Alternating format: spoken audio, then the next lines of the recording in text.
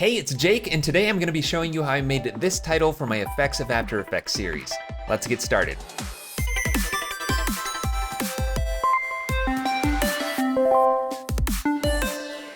All right, let's jump right in and start by making a new composition. And I'm going to make it 1920 by 1080 with 30 frames per second. And I'll give it the name, let's just say title. And click OK. And I need to start by actually making the text that says Effects of After Effects. So I'm going to type that out. Effects of, and I know the second line is going to have After Effects. And obviously this is not what it looks like in the actual title. So let me change this to white for now. And we need to change the font as well as this leading. So I'm going to change the leading to auto. And I'm going to change the font to one called Abolition. And then I'll just make that a little bit smaller so I can see it all in my comp. Now, normally if I was doing a title lockup, I would want to do something like make both lines the same width so it's nice and clean. But in this case, I actually want them both to be the same height and make the width spacing by stretching the characters out. That's how the animation plays out. So I just stretched out each character so that this first line is as wide as the second line, but the second line has some stretching in it too. So we're gonna get to all of that. First, I'm just gonna start by separating the two lines. So I'm gonna select this line of text with the text tool, Control or Command X to cut that, and then press the backspace and Enter to apply that. Then I'll just duplicate the layer with Control or Command D, click and drag that down while holding Shift, and then double click on it to edit it and paste what we had in the clipboard, and I'll hit Enter again. By the way, that's Enter next to my number pad on the keyboard. If I were to press Enter in the center of my keyboard, it's gonna drop down a line. If you don't have that Enter keyboard on the right side, just click on a different tool and that'll exit out of the text. Aha, and I just noticed I had a missing E right there. So there we go, I've got the text typed out. Now I just wanna scale it up so that the bottom line is close to the same width of the comp. That way it's just nice and big and I can scale it down from there. But the next step is to make shape layers out of these. So if I right click on the text and go down to Create and say Create Shapes from Text, now it's a shape layer, it hides the original text layer. And I'll do the same thing for the second one, Create Shapes from Text. All right, now if you follow Ben Marriott, you know that we need to label our layers. So I'm going to just clean up the name of this, Effects of, and After Effects. We don't need it to say outlines. I'll drag down the two text layers and save them as a backup, but then I want to pre-compose each one of these individually. So I'm just going to do the keyboard shortcut of Control-Shift-C or Command-Shift-C on a Mac, and I'll name this Effects of. And at the beginning, actually, since I'm going to be using a lot of pre-comps, I'm going to put Type and then that little divider bar just to keep the organization nice and clean in my project panel. Move all attributes, that's all fine, click OK, and then I'm going to do the same thing for After Effects. Control-Shift-C or Command-Shift-C, and then get rid of that comp one and put in Type and that divider. And this is just, again, for organization, so I know that these comps are the type or the text. Since we're going to be adding a lot of effects later on, we're going to do a bunch of organization with those labels. All right, click OK, and now I have two comps, but they're sized to this comp. So the next step is to go inside of each of these. And I'm going to center up this layer by opening up the Align panel. So just go up to Window, Align, and then with the layer selected, I'm going to align to the composition, center horizontally and vertically. And then I just want to bring the height of the composition down. So I'm going to go up to Composition, Composition Settings, and bring the height down to be closer to the size of that text. So why don't we just round it off at, say, 450, maybe even 425. I would like this to be pretty close to the text.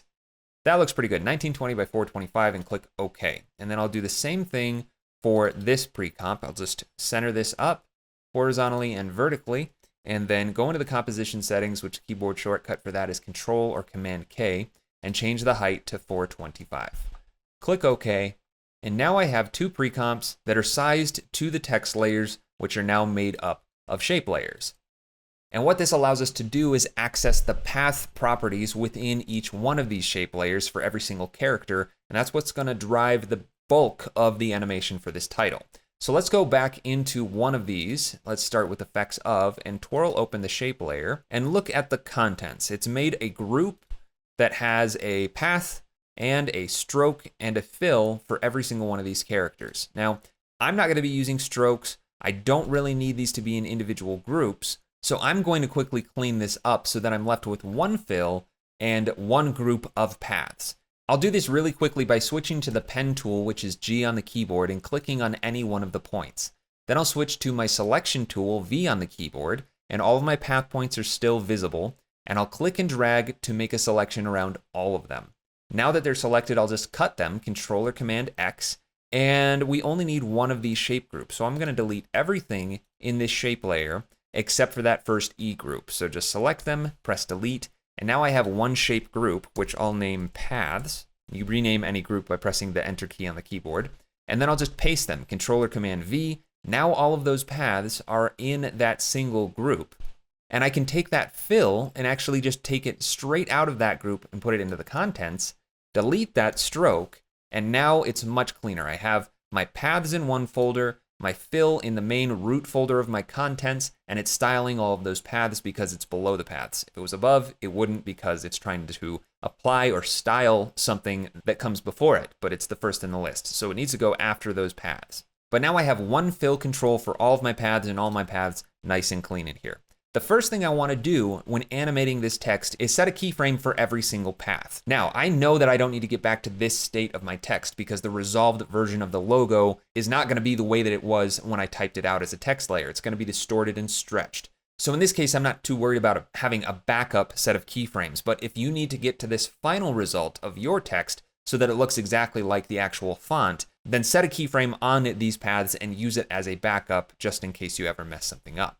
But like I said, I don't need that backup. I do, however, still need those keyframes so that I can start animating it. So I'm just going to search for path in my timeline right here, and that's going to bring up all of the path properties. So I'm just going to press the tilde key to expand the timeline, and I did that with my mouse over the timeline. Pressing the tilde key will expand whatever panel your mouse is currently over. So I'll press tilde with the mouse over the timeline to expand that up, and then just click and drag down these stopwatches to add a keyframe for every single path. And I can close out that search, press tilde again to get out of there, and now when I press U on the keyboard, it's going to bring up just the keyframes for those paths. Now, if you remember on how the actual title animates, it has multiple states of stretchiness, and the characters are all different widths and stuff. And it also starts out as just these little dashes, basically.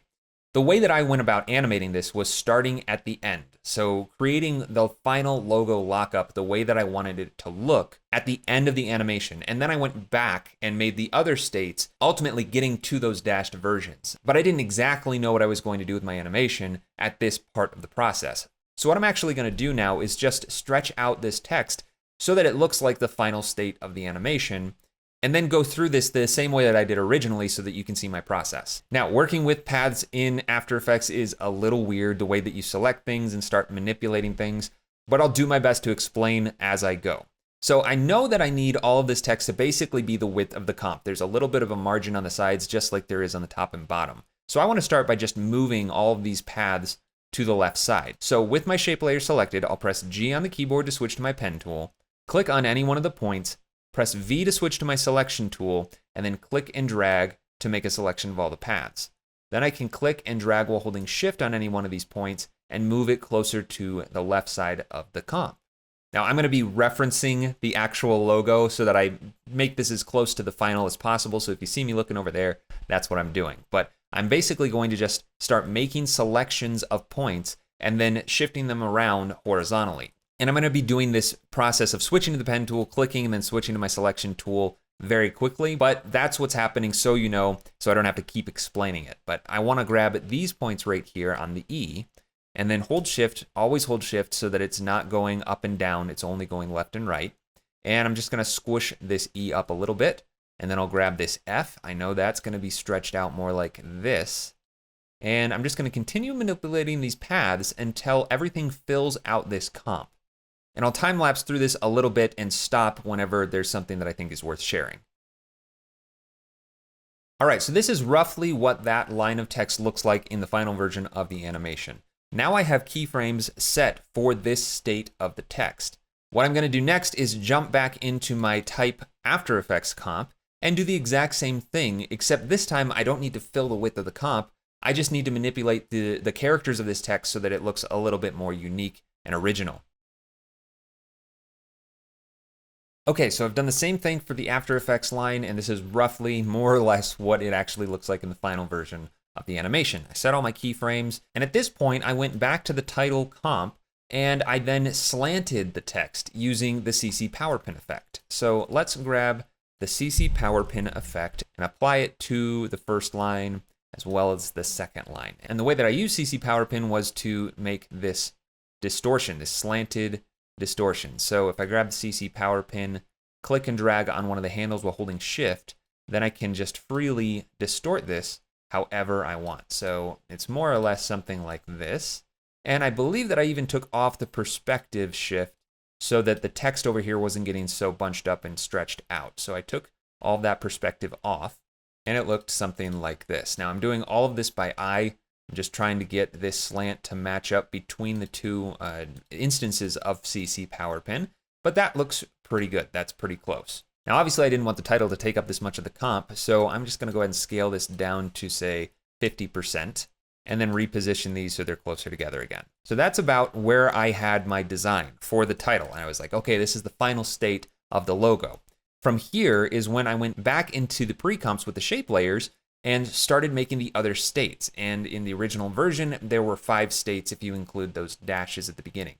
So what I did was grabbed all of these keyframes and then just shifted them forward in time, let's say to about 3 seconds. And then I'll back up 1 second from there. And I just started manipulating the paths, which automatically added more keyframes in. And actually, just to be safe, I clicked on this keyframe button right here so that it adds a new keyframe on every single one of these paths. That way, every new state has a keyframe for it. And when I go to, say, do the previous one, it won't interpolate from this one to this one. It'll always go between those two.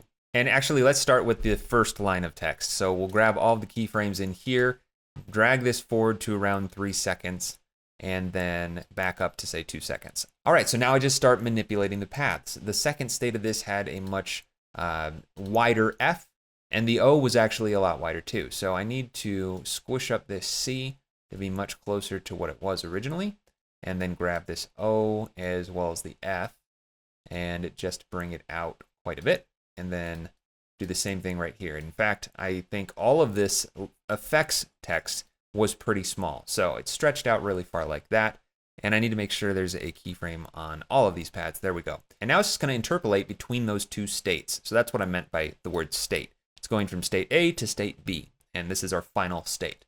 Now, we'll worry about all of the easing and smoothing and making it look a little bit more fun a little bit later. But now I'm just going to time lapse through the other states. Now that you've seen how I manipulated the paths, you should be able to do it yourself. All right, so I have these 4 stretchy states of my text, and all that's left is going collapsed back up into that original state of those dashes. So I'm going to select all of these keyframes by clicking and dragging a box around them, and then shift them forward another second. And from here, I basically just collapse them all down to the center, where these little parts of the text on the E's and the F's are. So that's what I used as my reference. And I'm going to zoom in nice and close, just so I can be precise here. But I'm going to do one character at a time and just bring these paths down. Now, sometimes when you overlap multiple paths, you're going to get weird intersections and stuff, but the way that we've set up our shape layer, it should all appear the way that we want it to. Now, the second line might have a little bit of issues, but we'll get to that in a second. So I'm just going to keep on moving along. In fact, I might even be able to do some of these at the same time, just to make this whole process a little bit quicker. And I'm sure that I'm going to be offsetting some of these paths to align a little better anyway. Now this S is a little bit more tricky, but I'm going to do my best to basically make a bunch of rectangles out of the existing paths. And I'm really going fast here. I'm not trying to be too crazy precise, but doing my best to make these nice horizontal lines. Now I can already tell I'm not doing a very good job of keeping all of these consistent, so I'm going to make a guide really quickly, press Ctrl or Command R to bring out my rulers, and then drag a guide down to about where I want the top and bottoms of all of these dashes to be. And that way I can be much more precise with this. And I don't need to be so precise that it's snapping. So I'm going to go up to View, Snap to Guides, and turn that off. And then lock my guides under the View menu as well, just so I don't accidentally move them around. All right, so all of these points on the top line are obviously not in the exact same space. So what I'm going to do is make a selection of just those top points, and then zoom in nice and close. Double click on any one of them with the selection tool, and then click or drag on this transform handle while holding Control to scale these all down to basically 0 so they're all in line. Press Enter and then drag them back up to my guide. And then I'll do the same thing for this bottom row of points. So make a selection, double click, zoom in nice and close, and then hold down Control while clicking and dragging, and that scales them all down. Press Enter, Shift, click, and drag down. So now I have pretty symmetrical rectangles for every single one of these that will expand out into that first state of keyframes. Now, I just cheated and looked at my original project file to see what the timing of it was. So I know that at 320 is where this last state is, the resolved version of this text. So I'm going to select the last state of the keyframes, hold Shift while clicking and dragging to snap it to 320, and then I put every state 20 frames apart. So I'm going to hold Shift and press the page up key 2 times to jump back 20 frames, and just align all of these keyframes 20 frames apart. So 20 frames back, that's the next state, 20 more frames, and shift those keyframes to that point in time. So between these 4 states where you can actually read the text, that's the timing of them. But now we need to work on the actual easing and spacing of these interpolated keyframes. So I'm going to hide my guides. I don't need to see that anymore. And what I did for basically all of the motion in this animation is kept the easing consistent. And there are lots of ways of managing all of this easing, but I'm going to start by just making a selection of all of the keyframes and press F9 on the keyboard, which is Easy Ease. You could also right click, go down to Keyframe Assistant, Easy Ease. But now it's just going to be smoother between each one of these states. But I want to make that a little bit more exaggerated. So I'm going to go into the graph editor. Because these are path values, I cannot use the value graph. So I'm going to have to view this as a speed graph. But I'm going to select these 4 sets of keyframes right here and just increase this side until it's around 66%. And then grab this side and pull it around 88%. And now it's going to look a lot more like what I have in my final animation. So it's much smoother, a lot quicker in the middle where all of these peaks are, but that's how the text moves around. I'm going to do the same thing for this first set of keyframes actually. So I'm going to do 66 and 88. Now I can't be very precise just by clicking and dragging on these handles. I could go in manually, double clicking on these keyframes and changing the outgoing velocity to 66 and the incoming velocity to 88. Click OK. And in fact, I could even do that all at once with all of my keyframes, 66 and 88. But there are lots of scripts and plugins that allow you to do this much quicker. I prefer to use Motion 3 from Mount MoGraph. That's an extension, so I'm just going to open that up right now and show you how quickly and easily you could do it with this extension. I've actually made presets of those values right down here. So you can use the sliders, but you can also make your own custom presets. So actually, let me bring this first state of keyframes 20 frames in, just like the rest of them. I'll select all of them and then click on this curve, which you can see up here, the preview of looks very similar. I've got 66 and 88. If I click on that, it's going to apply that to all of these, or if I wanted to reverse it, change it up, I could use any one of my presets and apply all of that all at once. And now I've got that same looking animation with the click of a button. Like I said, there are other plugins and scripts that can do this.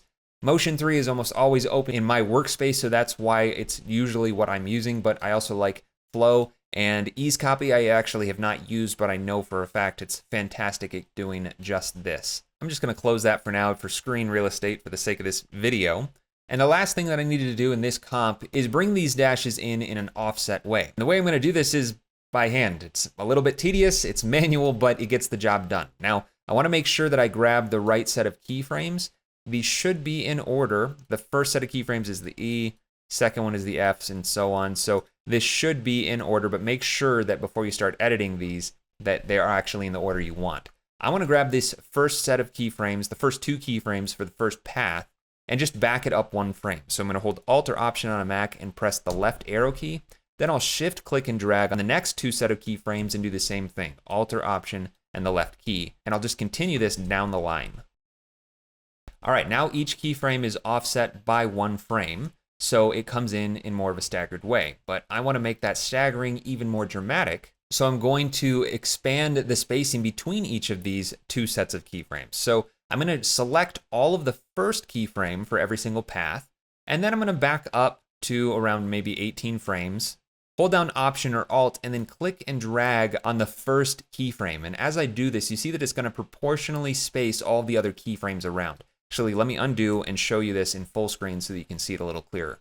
I'll hold down Alt or Option, click and drag on the first or last keyframe, and that will evenly distribute all the keyframes between it as you click and drag. So I know that I want this to start on frame 18, so I'll line it up there, And then I'll do the opposite on the second set of keyframes, compressing it rather than expanding it. So again, I'll hold down Alt or Option, click and drag, and bring that in.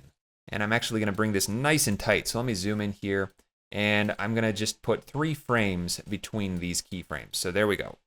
Now we've expanded these keyframes to be offset more and compressed these to be offset less. So going from this state here, if I play this back, now is a little bit more slow to start and quick to finish, but it's all still staggered. And then it returns to the rest of our keyframes. So let's play this back, and here we go. Expands out, goes through its different states, and ends on its resolved state. So that's how I animated the first line of text. Now I'll quickly animate the different states of the second line of text. It doesn't need those dashes at the beginning. This is all just review, so I'm just gonna time lapse through the whole thing.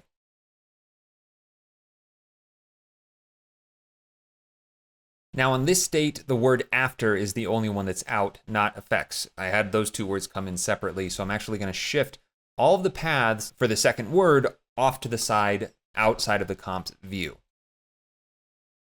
Now this A is a little bit unique because it doesn't have 2 points here for me to expand out, but what I ended up doing was just adding another point and moving it to basically the exact same spot as the first point, so that when I expand this out, it'll actually be a horizontal line and not just a centered point. So I'll show you what that does. If I select this group of points right here and move it over, and then go in here and just click and drag, I'm gonna grab one of those 2 points, and I can align it with the same angle. And now I can expand that A out however much I want.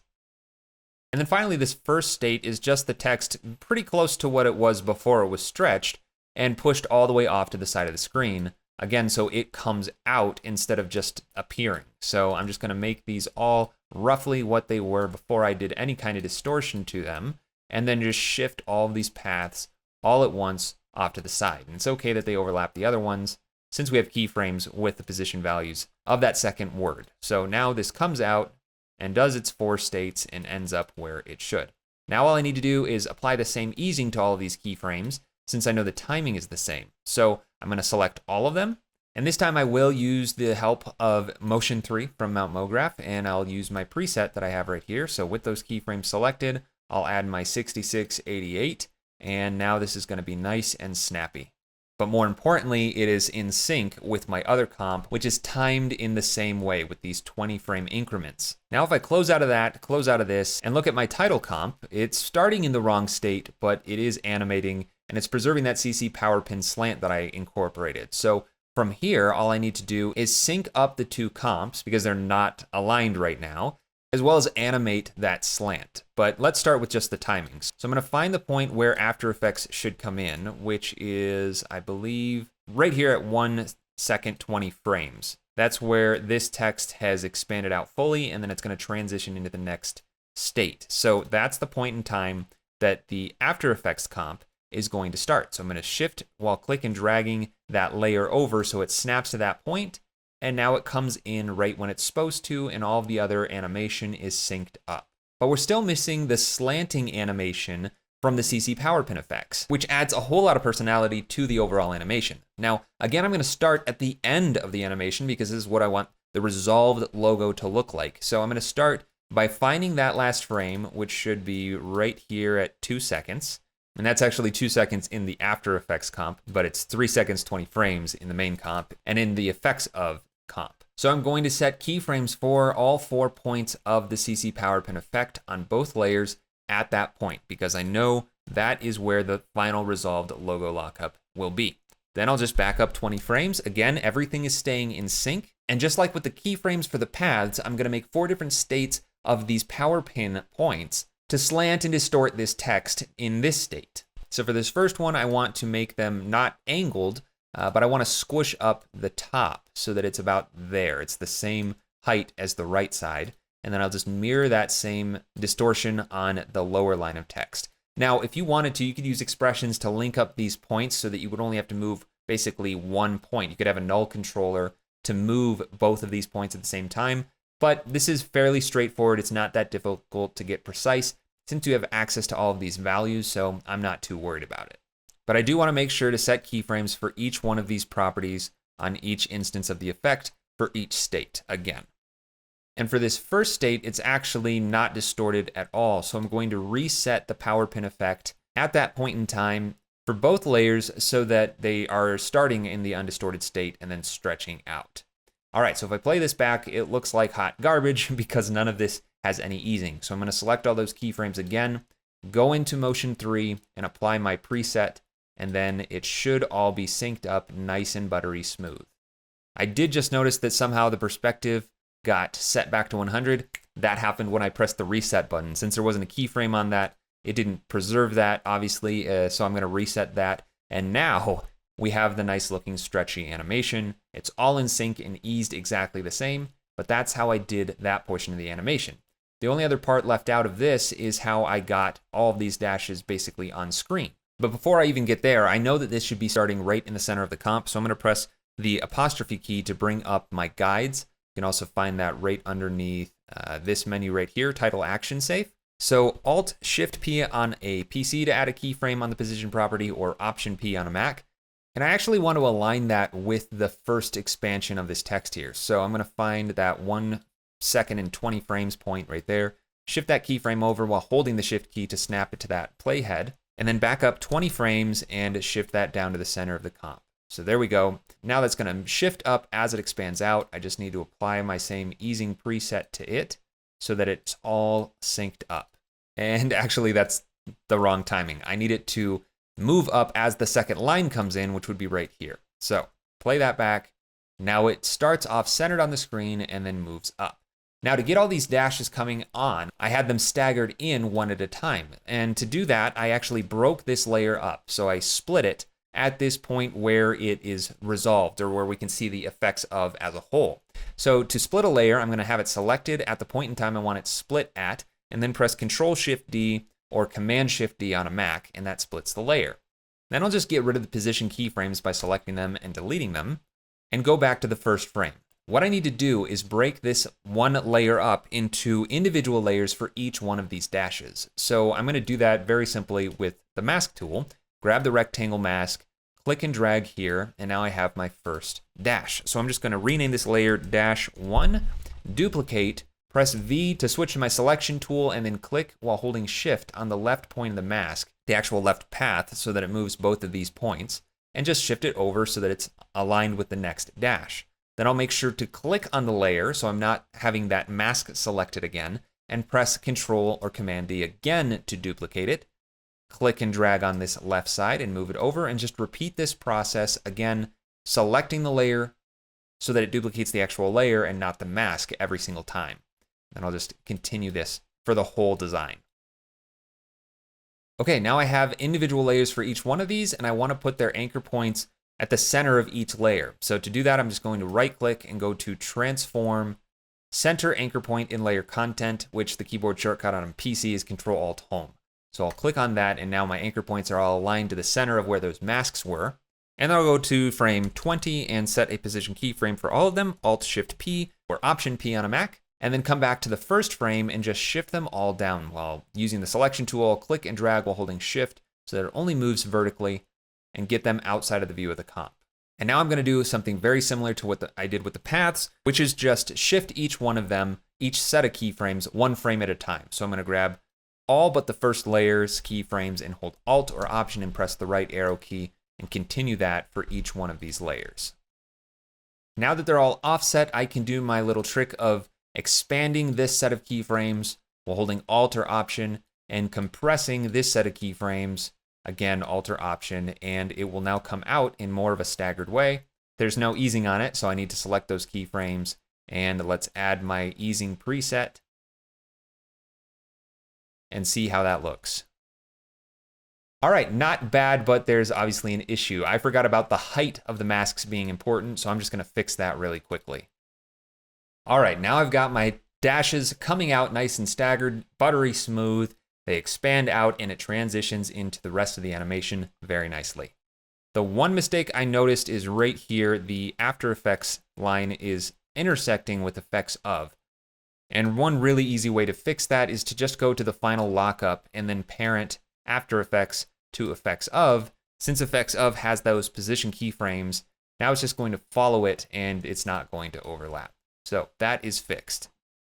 And that's it for the actual animation of the text. From here, I stylized it a whole bunch, so that's what we're going to take a look at now. So let's jump back into here and stop the animation, and we're going to just pre-compose everything that we have in this comp. So I'm going to select all with Control or Command A, Control-Shift-C or Command-Shift-C on a Mac to pre-compose, and I'll call this title and put that bar and say animated. Okay, so now this is a single comp, and I can start stylizing things. I'm going to close out Motion 3. I don't need it for now. And let's add some chunky grain, some nice, big, bulky, gritty goodness. And I'm going to do that by just starting to duplicate this layer. And we're basically going to create an inner shadow, but using effects instead of layer styles. I just like the way that I can control it a little bit more this way. And to do this, I'm going to use a drop shadow. So I'm going to type in drop shadow, bring that out. And I'm going to make this a little bit easier to see by changing my composition settings, going to composition settings, and changing the background color to be 50% black, or gray rather, so that it's easier to see what's going on. And I'm even going to shut off the background layer. Let's rename this top layer Inner Shadow. And I'm going to start by making it the shadow only. So we're just producing a shadow here. Turn my opacity all the way up to 100 and just increase the softness a little bit, maybe the distance a little bit as well. Next, I want to constrain this to be within the actual logo so that it's not going outside of it at all. So I'm going to use a CC composite effect to do that. And what this effect does is basically takes the original unaffected layer and recomposites it on top by default. I want to uncheck RGB only so that it ignores what's been applied by these effects and just takes the original alpha channel. And instead of compositing this layer in front of the drop shadow, I'm going to change it to all the way down near the bottom. You can't see it, it's off the screen, but stencil alpha. This is exactly the same as the stencil alpha blend mode in your layers right here. But now you can see that drop shadow is being contained within the alpha channel of the original unaffected layer.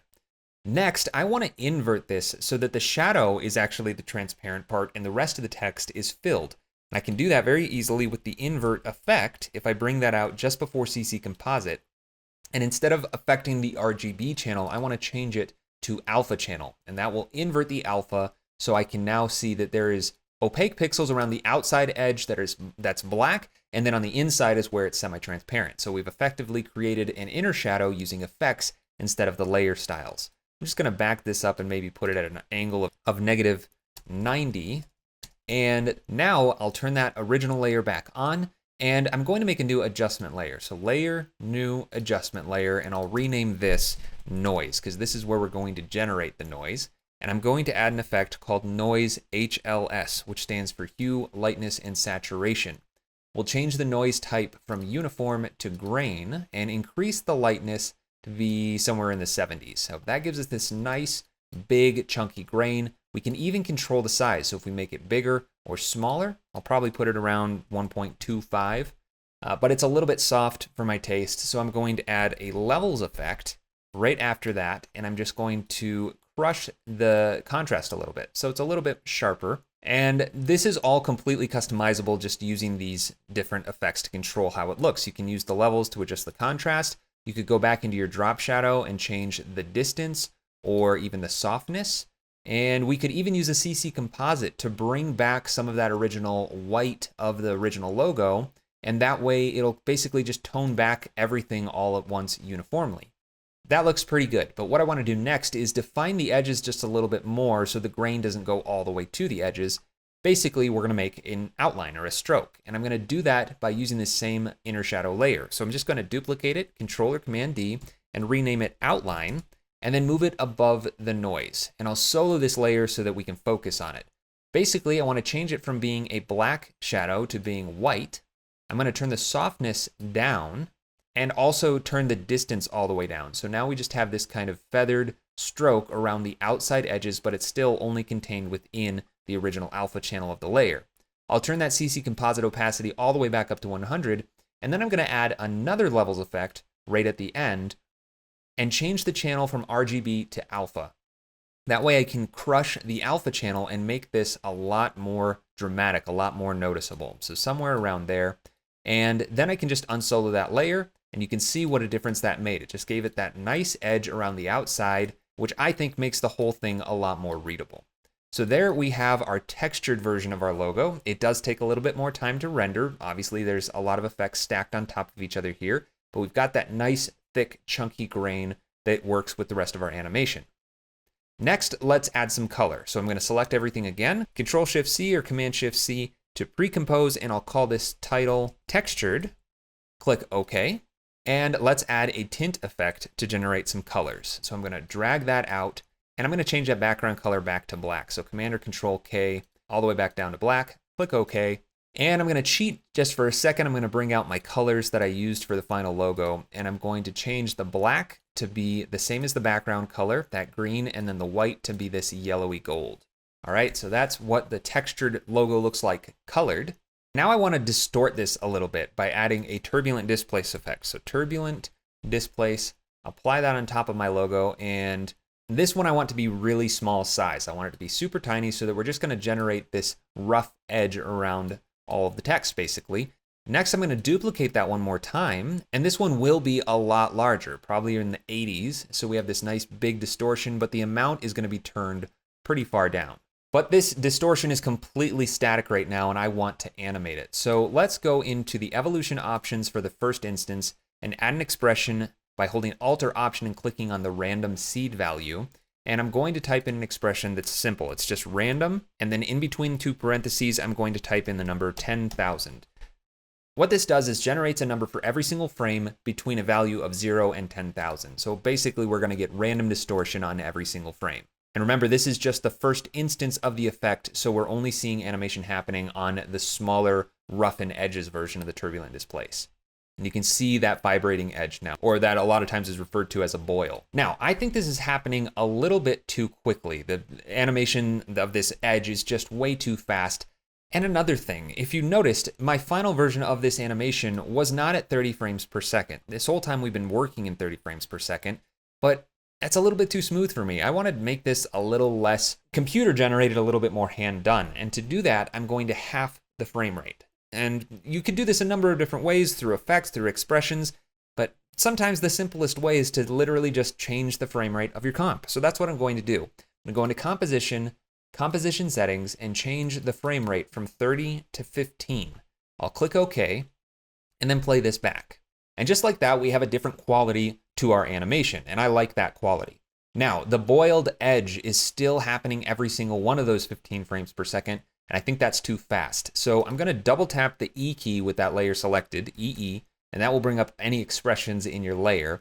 And I'm going to add one more line just before this random expression. So I'm going to drop down a line, and I'm going to type in posterize time, and it will autofill for me. What posterize time does is allows you to choose how often this expression is actually evaluated. So currently it's generating a unique number between 0 and 10,000 for every single frame of my composition, but I want to half that. So half of 15 is 7.5. So I'm just going to say posterize time at 7.5 frames per second and finish that line off with a semicolon. And just for good measure, add a semicolon at the end of the second line too. And now every other frame is going to get that boiled edge vibration. So it's going at half the speed now, and I think that looks a little bit better. Since we're happy with the way that that looks, let's just copy this expression to the other instance of Turbulent Displace by right-clicking on Random Seed and going down to Copy Expression Only. I realize that's off my screen, but Copy Expression Only, and then press E to bring up all the effects. Open up the second instance of Turbulent Displace, go into the evolution options, find that random seed, and Control V to paste. Now that larger version of the Turbulent Displace is also going to be animated on every other frame, or at 7.5 frames per second. And I'm even going to change the displacement type from turbulent to bulge smoother. And this is just a little bit less of a dramatic turbulent displace. And now you can see those letters aren't moving quite as much. So I think that's at a pretty good place. The outside edges might be a little bit extreme. I could turn the amount down a little bit on that if I wanted, but it's completely up to you how extreme you want that to be. The only other thing I did to this logo originally was slant the text as it's transforming from the straight line of dashes into this first line of text. So I'm going to go right around, say 10 frames, add a transform effect, which will allow me to skew the layer. So I'm going to leave that at 0 to start and set a keyframe right there, and then go forward to 110, which should be right where that line of text resolves. And I'm going to skew this by a factor of maybe -6.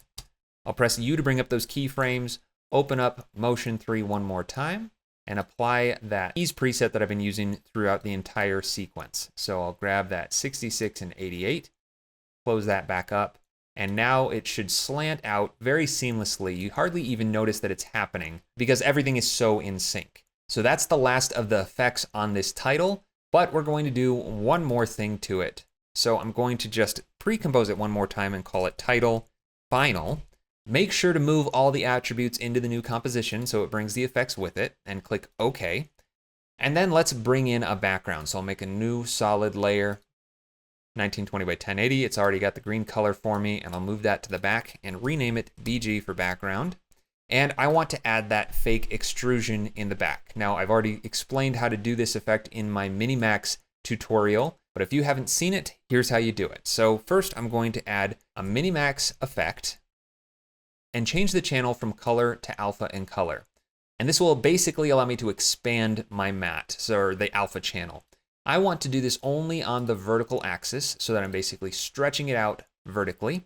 And then I'm going to add a CC composite effect, again, so that I can bring the original unaffected layer back on top. So I'll uncheck RGB only, and I'll add a fill effect between the Minimax and CC composite effects. Now, obviously, I don't want it to be this bright red color, so I'm going to bring those colors back in and sample that darker green color right here.